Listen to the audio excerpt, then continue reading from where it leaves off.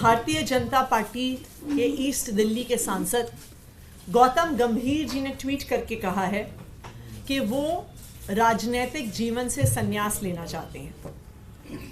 और अब आगे वो एक्टिव पॉलिटिक्स में नहीं रहना चाहते। इस ट्वीट का क्या मतलब है?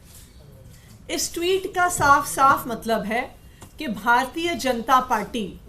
गौतम गंभीर जी का ईस्ट दिल्ली से टिकट काट रही है। भारतीय जनता पार्टी का अब ये ट्रेंड बन गया है। वो क्या ट्रेंड है कि पहले भारतीय जनता पार्टी किसी को भी कैंडिडेट बना देती है, उसकी योग्यता नहीं देखती, उसकी जनता के काम करने के प्रति कमिटमेंट को नहीं देखती, चाहे वो भारतीय जनता पार्टी के सांसद हो, चाहे वो भारतीय जनता पार्टी के विधायक हो, चाहे वो भारतीय जनता पार्टी के पार्षद हो,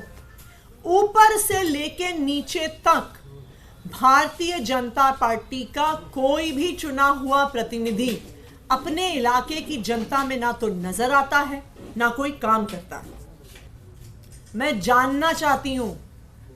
कि पिछले 5 साल से जब दिल्ली के लोग संघर्ष कर रहे थे तो ये सातों सांसद कहां थे? जब पिछले 5 साल से एक के बाद एक कोई एलजी आके दिल्ली की सरकार के काम रोक रहा है, दिल्ली वालों को सुविधाएं मिलने से रोक रहा है, तो ये सातों सांसद कहां थे? जब देश के संसद में दिल्ली की चुनी हुई सरकार के अधिकार छीन लिए गए, जब देश के संसद में दिल्ली वालों के वोट का हक छीन लिया गया, तो ये सातों सांसद कहां थे? जब पिछले साल भर में एक एक करके दिल्ली वालों को परेशान किया जा रहा था,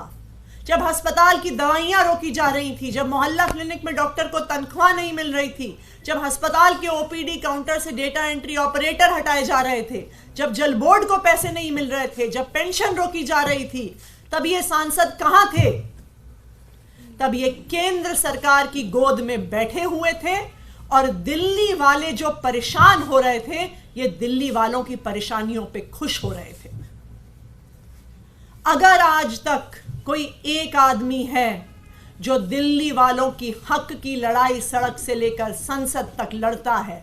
चाहे सड़कों पर हो, चाहे एमसीडी के हाउस में हो, चाहे विधानसभा में हो, चाहे न्यायालय में जाके हो,